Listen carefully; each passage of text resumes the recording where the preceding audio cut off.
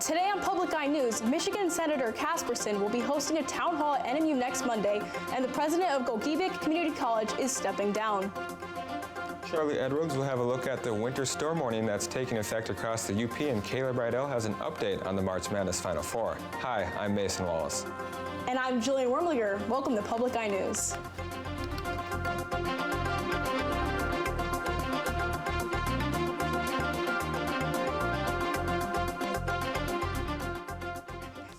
Senator Tom Casperson will be coming to NMU on Monday, April 2nd at 7 p.m. in Jammers 1320 to discuss his experiences in the Michigan legislature.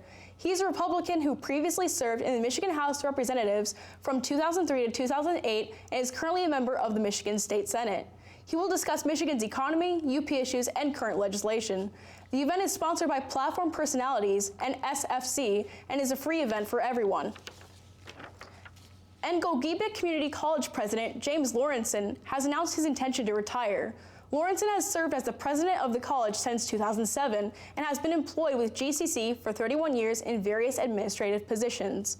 He was influential in establishing a new college brand identity, stabilized enrollment, new instructional programs, a new advising process, and restructuring the course schedule to better accommodate student needs. He even expanded new partnerships with the Michigan Department of Natural Resources and regional healthcare systems. As ice continues to melt across the Upper Peninsula waters, ice shanties have to be removed. After March 31st at midnight, ice shanties are not allowed to be on the ice, which is 2 weeks longer than the downstate deadline. If your ice shanty is not removed, fines up to $100 to $500 will be given, and triple the cost if your shanty has to be removed for you. March 31st is also the last day of eligibility for 2017 fishing licenses, and beginning April 1st, you must obtain a 2018 license. And a civil lawsuit has been filed against the Upper Peninsula Animal Welfare Shelter by a Gwinn woman to save her former dog. In late February, Mary Scheifel surrendered her dog and shortly after was adopted, and it bit an individual. Keeping with the state law, UPAWS claims that any dog that presents a danger must be euthanized. In Circuit Court Thursday, Judge Carl Weber decided to grant a preliminary injunction keeping the dog from being put down until further arguments can be made. Michigan's mandatory fee to cover unlimited medical benefits for injured drivers is rising to $192 a year. The Michigan Catastrophic Claims Association announced the higher assessment on Thursday, and it is currently $170 annually per insured vehicle. The fee revenue largely covers care for people with brain, spinal cord, back, and neck injuries. Michigan is the only state to require unlimited lifetime coverage for medical expenses resulting from auto crashes. And Michigan regulators stated that yesterday they ordered the closure of 210 medical marijuana businesses over a 2-week period, largely because their owners failed to apply for a state license by a mid-February deadline or did not receive authorization. Most of the shops were in Detroit, and those that did not close immediately could be denied a license down the line if they apply, be referred to local, state, or federal law enforcement, or face other penalties or sanctions. Initial licenses to grow, process, sell, transport, or test marijuana will be issued by June 15th. And after the break, we'll be back with the national and international news. Next time on Soundbreaking. I knew that guy was the important guy to watch. He's the guy in charge. The producer.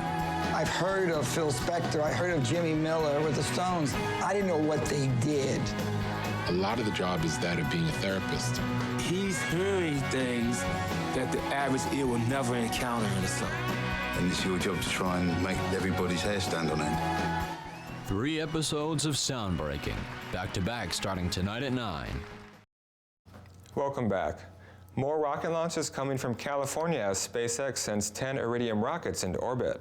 The Falcon 9 rocket took off this morning at 7:13 a.m. from Vandenberg Air Force Base. This $3 billion project, set for completion later this year, will send a total of 75 new satellites into orbit. Iridium is a Virginia-based company that provides mobile, voice, and data communications. And the widow of the gunman who killed 49 people at the Pulse nightclub was acquitted of obstruction and providing material support to a terrorist organization, charges that could have brought a life sentence. Manuel Bojorquez has the details from Orlando. There were tears in the courtroom from Noor Salman and her family members as the verdict was read. Not guilty on the count of obstruction of justice and not guilty on the count of aiding and abetting Omar Mateen in the commission of the Pulse nightclub shooting that happened in June of 2016. The prosecution had told jurors throughout the trial that Noor Salman did know of an attack and that it would happen. They pointed to a statement she gave to the FBI in which she said that she was aware. But the defense said that statement was not in her writing, was not in her words, was written down by an FBI agent, and they felt that it was coerced, that she relented after hours of being interrogated by the FBI. So in the end, the jury here believed the defense, that there was enough doubt about her knowing what was going to happen that night. The jury handing down those not guilty verdicts here. Clearly, for Noor Salman and her family, there is relief. Her defense attorneys said after the verdict was read that her priority clearly is to head back home to California and reunite with her son. The prosecution said they respect the jury's verdict, but they are disappointed. And also, the sheriff of Orange County has said that although they do believe that the process was done here properly, as far as the trial, there will be disappointment for a lot of people, especially those relatives of the victims of the Pulse nightclub shooting.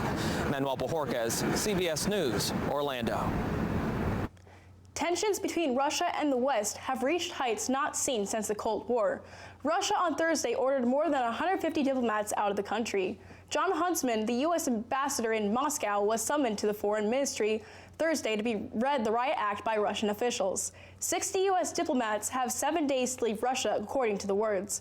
That's an exact match of the number of Russian diplomats that were expelled by the U.S. on Monday. Yesterday, the State Department said Russia had no justification for kicking out U.S. diplomats and that it will only lead to further isolation for Russia. And the Pentagon is investigating a rare attack on U.S.-led coalition forces in Syria that killed at least 2 coalition members. The roadside bombings Thursday night happened just hours after President Trump made a surprise declaration about the U.S. presence in the war-torn nation. Angelica Alvarez has the latest from the White House. The rare attack on U.S.-led coalition forces in Syria happened just hours after President Trump declared the U.S. will end its U.S. presence in Syria very soon. We'll be coming out of Syria very soon. The roadside bomb went off Thursday night near Manbij, a town along the Syrian-Turkish border. U.S. military officials say an American coalition member was killed. In a tweet, officials with Britain's Ministry of Defense confirmed a member of the UK Armed Forces also died. They say he was embedded with U.S. forces fighting ISIS. We're going to be coming out of there real soon. Going to get back to our country, where we belong, where we want to be. President Trump's comments reportedly caught Pentagon and State Department officials off guard. As a president and candidate, Mr. Trump vowed never to make such statements. We should have never made such a sudden withdrawal on a timetable advertised to our enemies. We no longer tell our enemies our plans. State Department spokeswoman Heather Nauert said Thursday she was unaware of any change in policy. I can say that as a general matter, this administration looks to other countries to help out. Roughly 2,000 American troops are still on the ground in Syria, working to combat ISIS terrorists. U.S. officials tell CBS News the administration has yet to present a timeline for the U.S. to exit the country. Angelica Alvarez, CBS News, the White House. Thousands of Palestinians marched to the Gaza border after 15 people were killed by Israeli fire. It was marked the bloodiest day in Gaza since the 2014 cross-border war that took place between Israel and Hamas. The death toll of Friday, with prospects of daily protests in the coming weeks, raises concern of a continued escalation in violence on the extremely volatile border. And stay tuned. After the break, we'll be back with your weather and sports.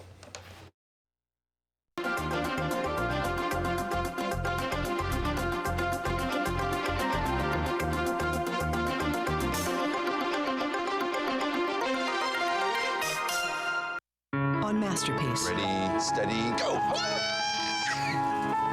Kate! Kate! Where is she? Dr. Kate, where are you? I'm trying to find her. You never bring her home. Stop! I'll never believe that I'll never find her. I see her too. child in time on Masterpiece. Sunday night at 9 after Call the Midwife on Public TV 13. And welcome back to Public Eye News. My name is Charlie Evers, and this is your local weather report. The National Weather Service has issued a winter storm warning, so if you are planning to travel for Easter weekend, make sure you drive safe and keep warm. Taking a look at our temperatures, it is 27 degrees with winds coming from the north at 10 miles an hour, and the barometric pressure is 30.21 and steady. Tonight, snow will continue with a low of 19, winds coming from the east at 5 miles an hour. And tomorrow, there will be snow showers with high 27, winds coming from the northeast at 26 miles an hour. Taking a look across the UP, in Sault Ste. Marie, it is 31 and cloudy. In Manistee, it is 34 and cloudy. In Escanaba, it is 35 and cloudy. And in Menominee, it is 35 and cloudy. In Iron Mountain, it is 34 and cloudy. In Ironwood, it is 24 and cloudy. In Houghton, it is 23 and cloudy. And back here in Marquette, it is still snowing with a temperature of 27. Let's take a look at your week ahead. On Sunday, there will be a high of 28 degrees, low of 13, and mostly cloudy. Monday, high 38, low 21, and snow showers. And Tuesday, high 27, low of 10 degrees, and snow showers. So it looks like the snow is really putting a damper on our spring fever, but I heard that things are really heating up for the end of March Madness. Oh, absolutely, and the NCAA is in shambles. With the Final Four decided, we now know the 4 potential winners of this year's NCAA March Madness tournament. On Saturday, the Final Four will be narrowed down to the championship game as the University of Michigan faces Loyola Chicago at 6 p.m. and Villanova faces Kansas at 9 p.m. The odds are currently in the favor of Michigan and Villanova, but if we have learned anything from the beginning of this tournament, it's that you cannot trust the odds. In a matchup between Michigan and Villanova, the odds are slightly in the favor of Villanova to win the entire tournament. Last night, in the NHL game between the Chicago Blackhawks and the Winnipeg Jets, there was a surprise player on the ice. For the first time, the Chicago Blackhawks called number 90 to the ice. Scott Foster, number 90, the Blackhawks emergency goalie. Foster is a 36-year-old accountant who had not played for a legitimate team for more than 10 years. Foster has been playing for amateur leagues and did play for Western Michigan University from 2002 to 2005. Foster is part of a group of emergency goalies that are on hand in case the team goalies cannot make it to the game or are injured. Foster was put into the game in the last 15 minutes of the game and saved 7 goals, and the Blackhawks left the ice with 6-2 win. The MLB had their opening day yesterday, 148 days after the Astros beat the Dodgers in the World Series. This opening day was the first time in 50 years that every team was scheduled to start the season on the same day.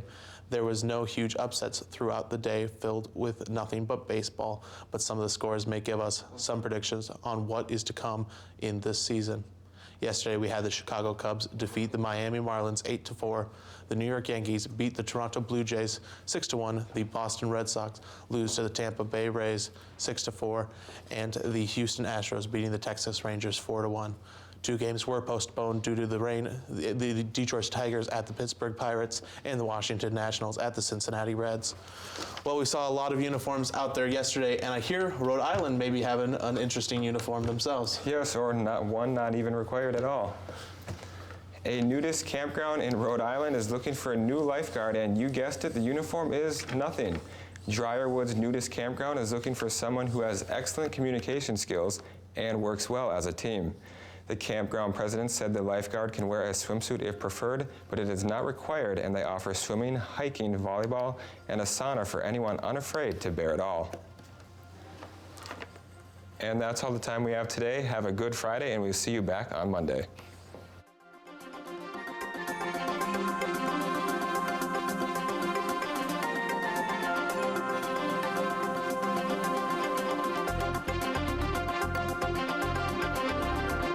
The preceding program was produced in studios located in the Edgar L. Hardin Learning Resources Center by WNMU-TV, Northern Michigan University Public Television.